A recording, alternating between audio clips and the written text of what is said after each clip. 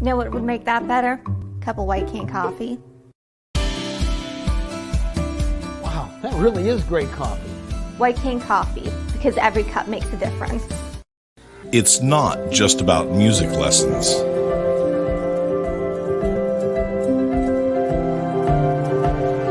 It's about hard work, perseverance, dedication, self-expression, making memories. Let's make memories together.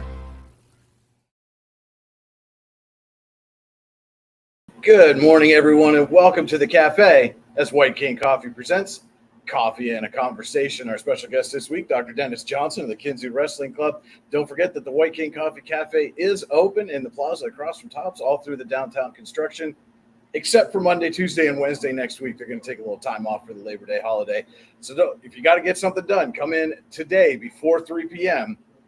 Come in, get your coffee for the weekend. Otherwise, you're going to have to wait until Thursday. But stop in, get a fresh cup, say hi to the friendly folks here at White Cane Coffee. And September is upon us, which means it is pumpkin spice season. They got the pumpkin spice K-Cups all ready for you right here in the White Cane Coffee Cafe in the plaza across from Tops.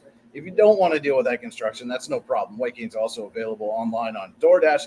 Place your order, have your favorites delivered right to your door. You can also order your favorite roasted brew at home online at whitecanecoffee.com. And, Kinzua Wrestling Club, you just had a big camp last weekend. A bunch of guys come up from reigning national champion Penn State. Hard to get better teachers than that. And I think the best thing about that is most of those guys, if not all, I think, were graduates of District 10 schools, and really shows that you can go from a school in this area and go all the way to a program as high as Penn State. Yeah, it was really exciting. You know, we had over 110 kids come to the clinic. Carter Starachi, the three-time national champ from Penn State, was the headliner.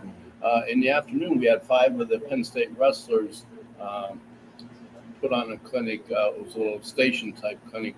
But in that group was Connor Pierce from Harbor Creek, former state champ, probably be a starter this year for Penn State. Gary Steen, who was there starting lightweight this past year. Right. So it was just really exciting to have those people in there. And what was really interesting, the mats that we used down there, many of them wrestled on this past year at Nationals. Oh, wow. It's so, now you guys are over on Struthers Street in the former Riverside Bowling Alley, but the club started, its initial location was just down the plaza here. How did the club get started, and how has it evolved from being here in the plaza to now your own building over there? I'm going to go back. I got a phone call from Adam Miller, who's a local vet here in town. He had wrestled at Kane, and he was putting together what he wanted to see as a wrestling club. And they were doing, the Warren Dragons had done some activities in the shoe store next door here. And he brought together a group of people, and people like Glenn Baldensberger and myself, who we're still kind of involved in wrestling, but don't have kids involved. Right. And we initially said we wanted this to be a county thing. We didn't want it to be a Warren Dragon thing. And so that's how we basically got started. Once we had gotten into the shoe store, we had Kenny Sherto come in. We had a little clinic. But as we were there, we decided we needed to do a strategic plan. We need to have a board of directors. We need to be a nonprofit. And that's how we sort of initially evolved. Right. And so I know the past camp that you guys had with the Penn State guys was a collaboration with Bad Karma they're down in Greenville. Correct. And how much were you able to kind of take from what they've done and other clubs throughout the region? I mean, this is not a new thing. Wrestling clubs have been around for a long time, but how much were you able to take from what they've done, and how much help were they in getting you set up? Well, the ideal thing with partnering with Bad Karma was that they're well known in the Pennsylvania area as far as a wrestling club, and they have the ability to bring in the type of people that we wanted to have here. We're sort of operating on the Field of Dreams aspect. If we build it, they will come, and so it's just a good thing to have them, in here to see how they do things. I will say we are different than most wrestling clubs. We use wrestling, but we are first and foremost, and this is one of the things that the board of directors has decided, we are a youth development outfit. We promote positive youth development. We have some tenets that we promote there, and we just simply use wrestling to develop those. Now, Bad Karma, they're pretty much, they have kids that are going internationally as 12 and 14-year-olds and competing. We would like to see that, but before that, we want to see them become good, solid citizens. And we want to help them become productive members of society. Yeah. So it's a club, but like you said, with Bad Karma as the example, they're kind of, to put it maybe in some broader terms, almost like an AAU basketball or a travel baseball team. They are, exactly. But to this point, the Kinzua Wrestling Club has not really been that right. You haven't taken a group as a team and gone. I will step back there. I mean, it is our hope to have a team, and we did compete in the Buffalo, New York, Nickel City duels this past spring. It's our first official competition. Okay. We had people from schools here in the county. It was really kind of interesting. They wrestle in an outdoor hockey arena on the river up there. Oh, wow! It was really cool. And we ended up 6th out of 30 teams. So, it was a good initial set. So we are going to promote competition at the appropriate age levels. With the whole youth sport evolution. Right. We don't want to be sending 8-year-olds to Tulsa, Oklahoma to wrestle in a national tournament. Yeah. We want to save that for our more elite wrestlers. Well, and I would think it's interesting because we were talking just before we went on air that in this region and even the Commonwealth to an extent, when you're say a football player or a basketball player, we saw this recently right here within District 10. Journey Brown a few years ago, Ethan Knox right now in Oil City. When we look at those guys and are just wow. They're fantastic athletes and running backs and things like that. And they are, but then some of the external knocks on them, no pun intended, are that, well, the level of competition in District 10 is maybe not, it's not the same as even the WPIAL or some of the Philly leagues or, it's not Texas football. It's not Florida football. And so that can kind of hinder their recruitment abilities. But with wrestling, I mean, it doesn't get much better nationally than Pennsylvania wrestling. Yeah, Pennsylvania wrestling is king, and it doesn't matter how you slice it. Any coach in the country would want a wrestler from Pennsylvania over most other states. So that's just a fact. We just want to become more competitive here in this area. As you know, wrestling in the area has been down. Warren County wrestling's been down in the past few years. I had a parent indicate to me that, why does Eisenhower want to work out with Warren when we face him 5 times in the year? And I come back to one of our club modules, best efforts. Yeah. If we don't get Warren's best efforts, how are we going to get any better? Mm-hmm. And we're surely not going to be able to compete with those guys down in the other side of the state in the Lehigh Valley. Yeah. So we need Warren's best. We have worked out the most together, Eisenhower and Warren. We work out a lot together, and we just tell them we need our best efforts. Yeah.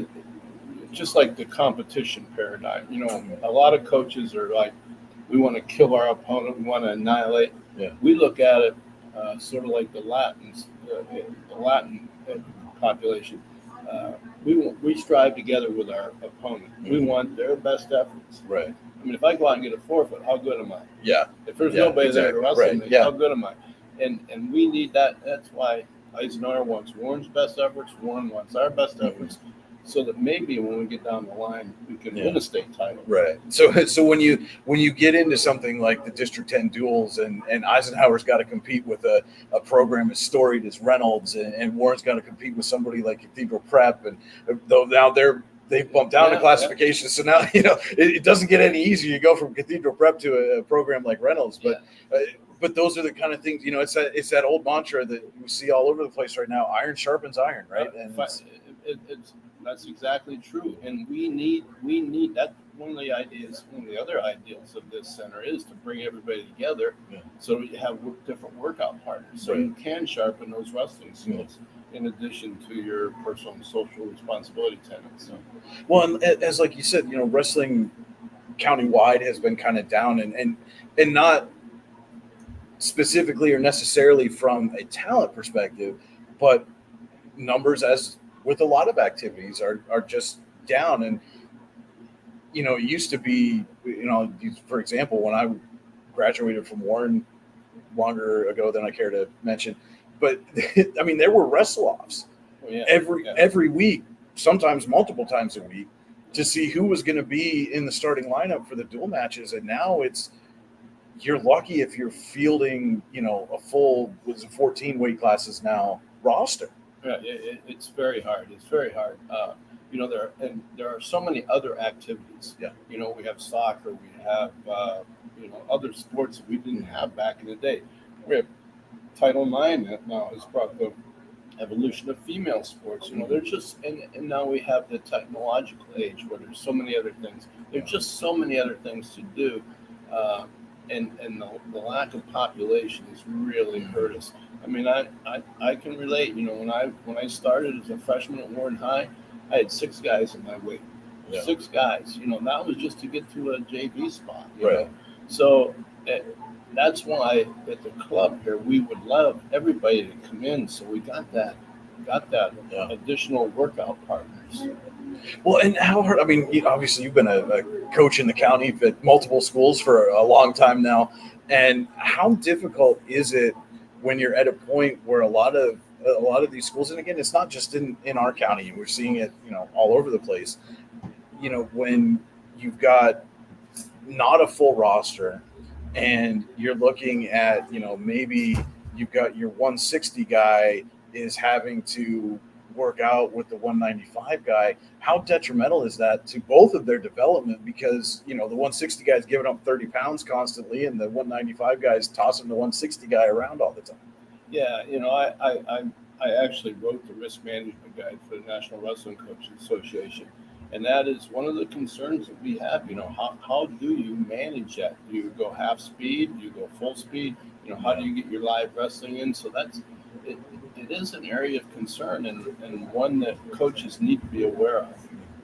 And so going back to the club, you mentioned some of the other tenets. I mean, obviously the wrestling is kind of the driving factor, but how do you use wrestling to build that kind of whole person development? Well, let's start with this, and let me tell you about the model that we use. We use Don Hellison's teaching personal and social responsibility model as our guide.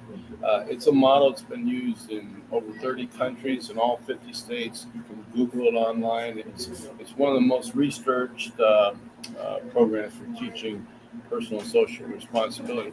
And the way we do it, we sit down before every practice. We talk about the 4 tenets that we want to engage in.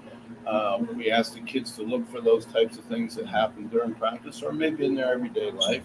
And then at the close, we talk about it again. Research is pretty clear. You have to be intentional if you plan on imparting life skills. And so we like to think that we're using this model to actually impart the life skills to make these kids more personal and social responsibility.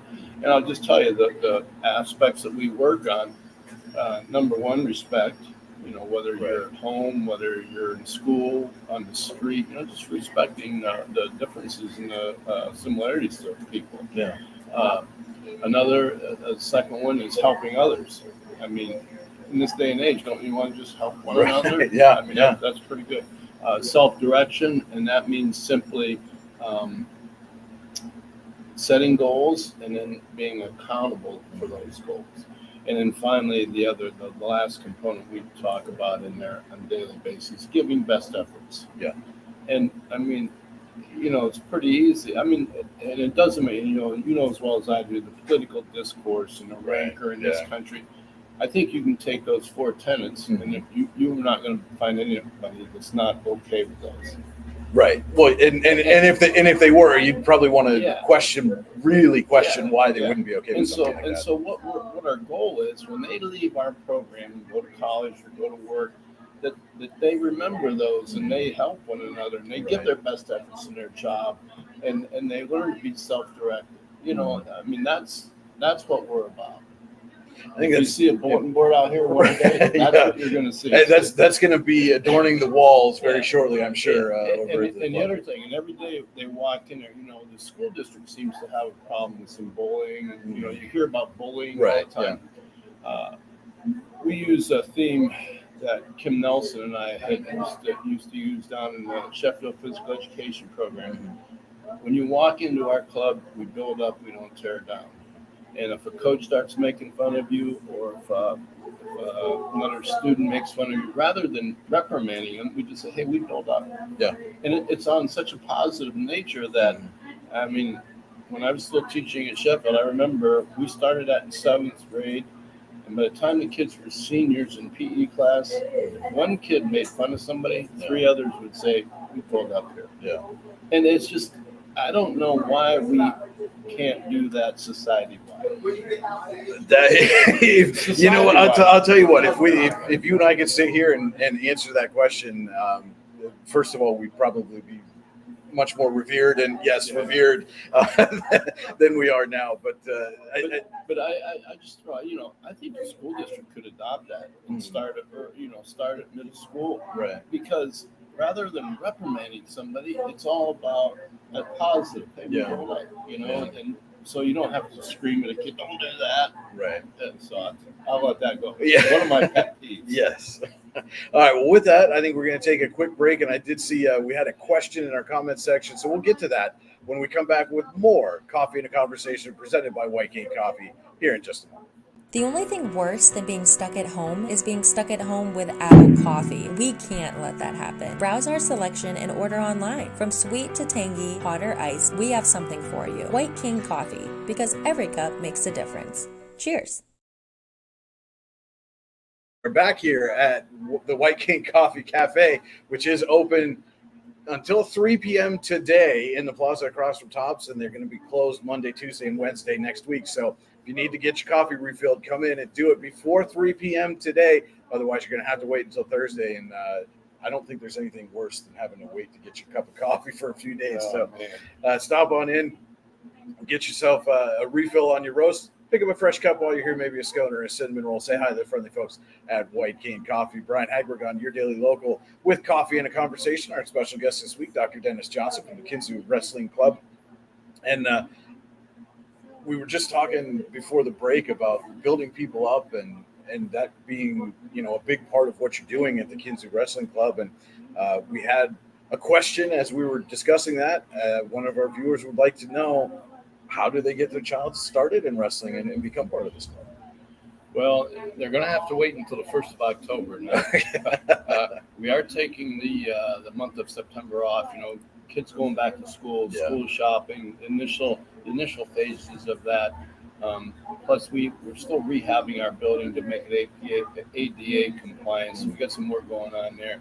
So watch around the 1st of October, and you can go to our website, kinzuwrestling.com, kinzuwrestlingclub.com, and you can find, we'll have some updates. Starting in the fall, we will have some initial practice sessions. We'll have one night specifically for youth. We're gonna try to work the girls in, and then in addition to our regular high school workouts. And so that you mentioned starting to work the girls, and obviously you've been around wrestling and high school wrestling for a long time. What have you seen, and how would you describe this sudden explosion in the interest in girls wrestling throughout the state? It's really interesting. I'll tell you my history with girls wrestling. This is back in the 1980s. They used to have the World Cup in Toledo, Ohio, and one year they had girls teams compete from 4 countries, and it was kind of like watching junior high wrestling in this country. But since that time, and in my work with the NWCA, the girls have just evolved. I mean, 40 states now have girls-only state championships. It is the fastest-growing sport in high school right now. Right. There are over 80 colleges that have girls-only wrestling teams. And the national, Terry Steiner, the national coach, said to me one time when I was doing a clinic with him, he said, if we believe wrestling teaches guys to be overcome adversity, set goals, all those Discipline and all yeah, the so teamwork, all that stuff. Yeah. if we don't believe that if we believe that those are good for guys, why wouldn't they be good for girls? And it's a great Absolutely point. right. It has boomed. This upcoming year this upcoming spring, there will be a state championship at this PIAA's for Right. girls only. Warren County at the present is going to offer a program at Warren High.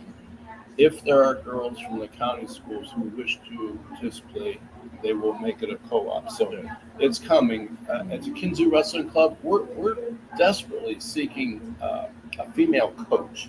Okay. And that's one of the issues with the evolution. There's a lot of guys coaching girls teams, which is okay if they've been educated on certain risk management issues. Yeah. Because there is a big difference between girls and guys physiologically and so on. So that needs to be taken care of. But we're all about we're just waiting for that one person to really push the girls in our Kinzua Wrestling Club.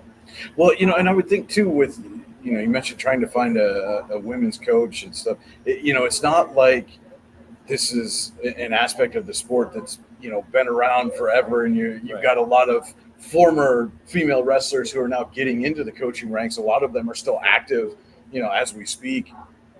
And so how much more difficult does that make it that you don't really have that pool yet to draw from? Well, it makes it real difficult. But what we try to encourage coaches that are going to have a girls program and don't have a female wrestler, try to find a female in the school that's well respected and will agree to at least come in the room. They don't have to do the wrestling, just to be a female role model there, or maybe possibly females that do martial arts in the area.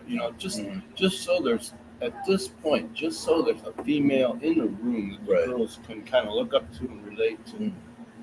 And that interesting that you mentioned the martial arts. I mean, that seems like a kind of natural transition to go from one discipline maybe to the next, or compete in both of them. So, excuse me. And so let's talk a little bit about your location now, taking over what was a bowling alley for a long time in the area, and now you've got the mats are down and you're getting some more work done. But how did that kind of all come about to where you were able to take advantage of that location? Well, from my perspective, there's a lot of sweat equity into that. I think we have two of our board members who purchased the building.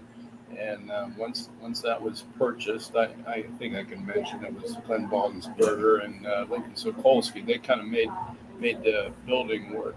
And once that was just the beginning. I mean, it was nightmarish to get the bowling lanes out. And then we decided to remove the drop ceiling, and Adam Miller and myself, we cleaned the whole floor with a power wire. I mean, it was just a lot of sweat equity, and a lot of people have put sweat equity into it.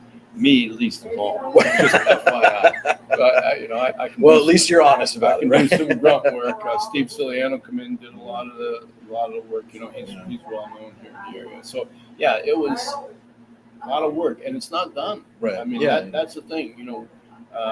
Adam Elms has been in and redrawn all of our plans. We have to become ADA compliant, so we're putting ramps in. The lighting needs redone yet. We're building a parent observation and seminar room so I can continue to do educational type things. So it's a long way to go, but we're making it happen. Yeah. Well, yeah, and that's what I found in this world. There are two types of people. Right. There are talkers and there are doers, and we got some doers in our group. Yeah. Well, and it really seems like this board, and as you were mentioning, there's only a couple of 14 members on your board, right? And only a couple of them at present have kids who are wrestling, and that I think that just goes to show how deep the commitment is for those other folks to this program. Yeah, and there was some concerns when as we have gone through some fundraising, talking to some of the higher level companies and donors in the area. One of their concern was, how are you going to maintain? How are you going to be sustainable? And we just tell them, wrestlers give back to wrestlers. I mean, they remember what wrestling has done for them in terms of their life. Their parents look at their son or daughter and say, this is what wrestling did, and they're willing to give back. It's quite amazing what we are seeing at this point. And the other thing too, they see that in this day and era of youth sports, AU basketball, the money people put into that. If you're not an affluent child, you probably can't take advantage of that. So we have consciously decided that everything we offer is at no cost to the child. Yeah, that's huge. I mean, we want kids to participate, and then a lot of these programs have been created where, like you said, people get essentially moneyed out. And I think that used to be, or maybe it still is, but one of the big knocks on youth baseball was, it used to be golf was the quote unquote rich person sport, and then all of a sudden travel baseball, and now AAU basketball, travel soccer, and all that stuff. Yeah, you've got to be willing now to make a rather large financial commitment to, if your child is at a point where they want to, not only just excel, but maybe look at going to the next level. There's so many other things now that they have to take a look at. And it's one of the maybe unintended consequences is you've seen that it's really hindered, things like local little leagues. And I mean, Legion Baseball used to have a dozen or more teams in the county. It's non-existent now. And, that's not good, because now those opportunities are essentially gone for those kids who can't afford it. Yeah, or you go back to the playground days. Yeah. The playground sport domain was the best. Kids decided who started. Kids decided the rules. Kids decided the arguments. And so they learned responsibility at a much earlier age. Yeah. Now you go and you're at the mercy of the adults. I hate to say it that way, but that is one of the big issues that I have with our club. And being youth development type person, I try to point out that in this day and age, and the research is clear, that up to 10 years old, your child should be doing multiple events. Yeah. Not specializing, not going to national championships, but rather learning movement skills, basic locomotor skills, hand-eye skills. And the parents, they always, that's okay for everybody else's kid except for mine. Yeah. And mine's going to be special. Well, that's special. And so I try to get the parents to model themselves off of the long-term athlete development model, which says in those early years you experience a lot of different things, and then there are stages where you might want to try to focus on. It's really interesting to me because you hear about sports specialization and how important it is to getting kids into college programs and things like that. And then, you turn around and all the college coaches are going, well, all my best athletes were multi-sport athletes in high school. And I thought it was interesting that you took a photo. I believe Steve Younger took the photo last week of the Eisenhower football game. And it was a great fun. Tucker Lindell's making a great form tackle. And you pointed out, yes, that's a great form tackle for football, but it's also a really nice double leg takedown for a wrestler. Yeah. Where did he learn it? He learned that in the wrestling room, and that's, and when you see these football coaches that they're starting to teach tackling, like rugby tackles or like wrestling double legs, it's just it's just the way it is. Well, and a lot of that is, there's so much more emphasis now, right, on head and neck safety and keeping that thing. And what better way to teach proper form tackling, right? I mean, if you're trying to shoot in on a guy and take him down, if you're looking at the mat, it's real easy for him to get out of the way, right? Yeah. Oh, excuse me. My nephew Coulter Johnson used to kick for the Dragon football team, and he goes, "Man, that picture was great. Did you see his eyes? He was looking up and in." I go, "Yeah, that was pretty cool." And so you talked about kind of we have a very rich history of wrestling here in Warren County, and I know over the summer you were able to get a lot of the kind of local alums. I saw Cale Black was there, Quays were there to put on some clinics. Yeah. Like again, how important is it for the kids who are maybe just starting out to see guys who went to Warren or Eisenhower and they know, now are at places like Lock Haven and Edinboro Wrestling and things like that and see, hey, I can come from here and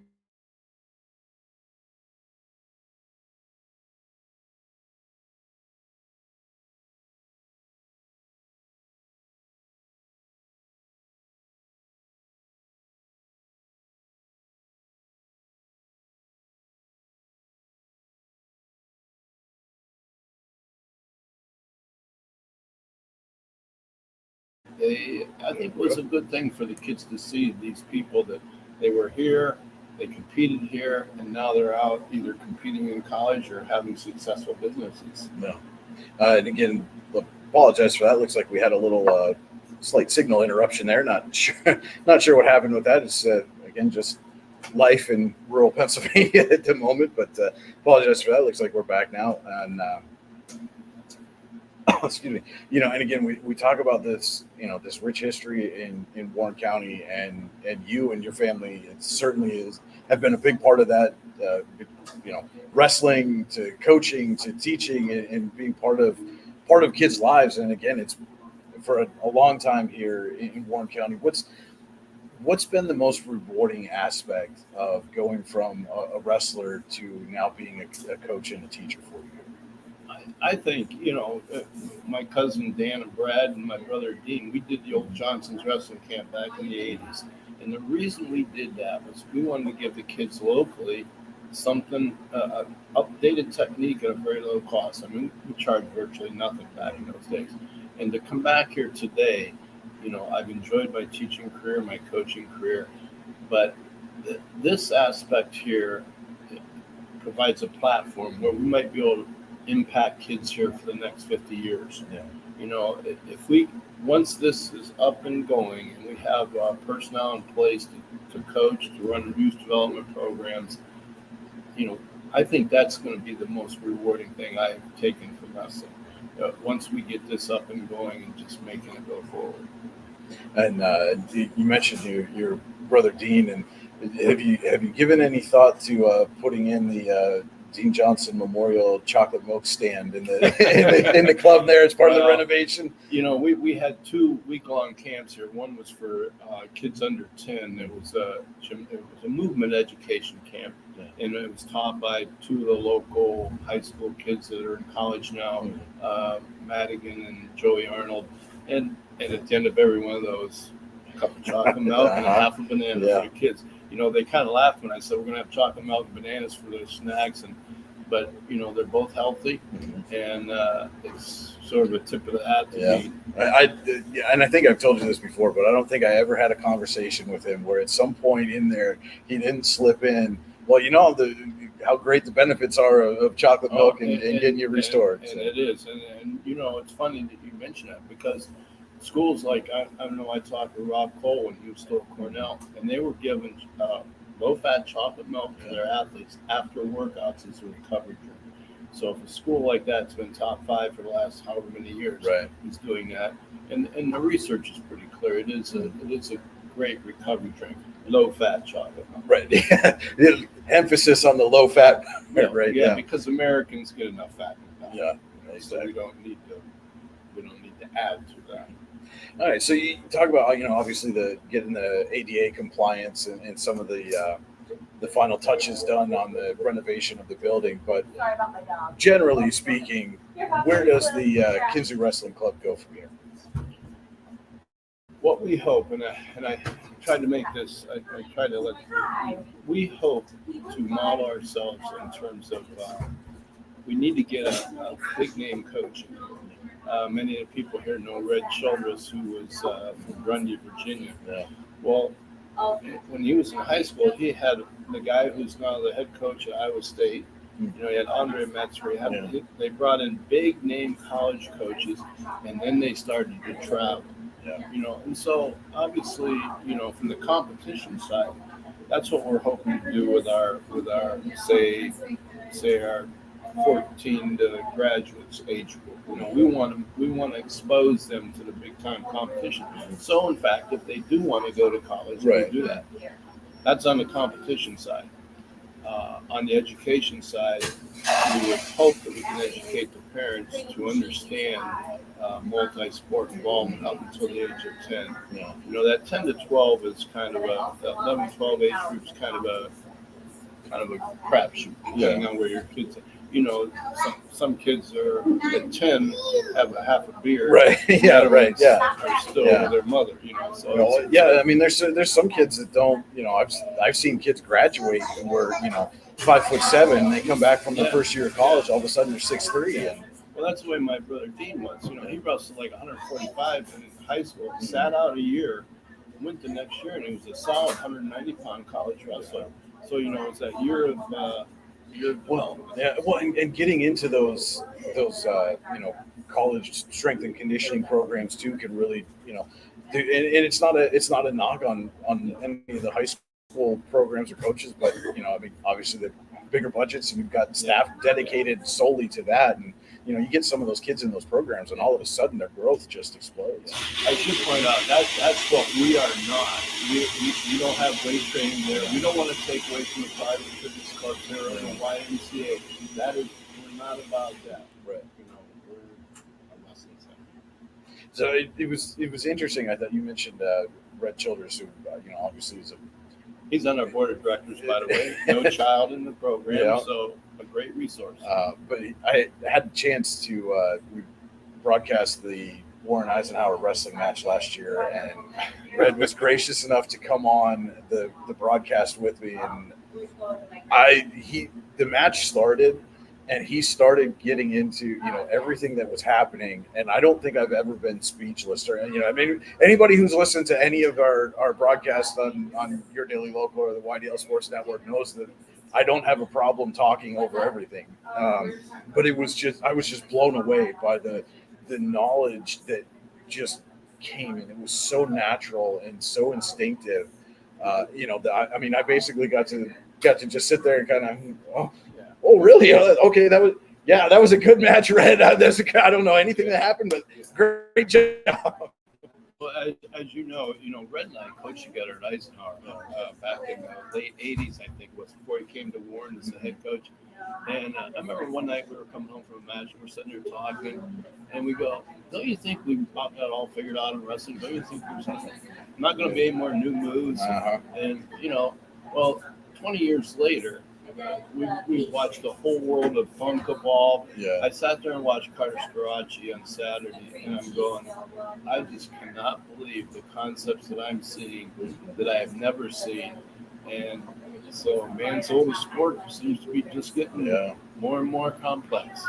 And how interesting was it to see, like you said, that some of the concepts that those guys were bringing, knowing that they're getting them most likely from Cale Sanderson down at Penn State, just seeing the difference. Yeah, it's just very interesting, and I just, not that I'm a Penn State fan necessarily, but I just love the way they approach things. You hear them talk about having fun. Well, there's different ways to have fun.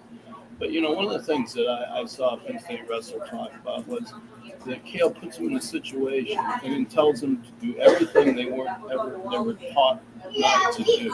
And then I swear that some of the concepts I saw over there on Sunday were a result of that experimentation by these high level wrestlers.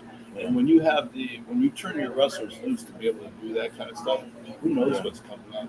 Well, it is an interesting concept when you think about it too, right? Like, do everything you were taught not to do, and then all of a sudden you may discover that your body can move in such a way that, most people shouldn't do this, but if I do it, it gives me an advantage. Yeah, in my era, you were always taught never to put a half Nelson on when a kid was on his knees. Well, a year later, Gene Mills from Syracuse comes out, and that's all he does and pins people, sets the pin record. Right. So Yeah. it's really an interesting concept. All right. Well, I think with that, we won't take up too much more of your time here as the cafe is starting to fill up. I think the word's gotten out that they're going to be closed for a few days early next week. Well-deserved vacation for the folks here at White King. But Dr. Dennis Johnson, thank you so much for taking some time with us and explaining about the Kinzua Wrestling Club, the benefits of wrestling for our youth here in the area, and hopefully you guys get some more interested wrestlers to come out for you come October 1st. If you build it, they will come. Yep. That's our motto.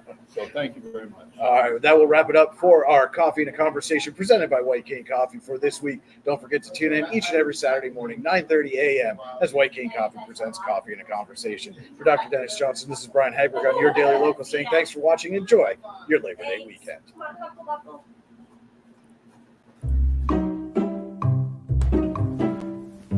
You know what would make that better? A cup of White King coffee. Wow, that really is great coffee. White King coffee, because every cup makes a difference. It's not just about music lessons.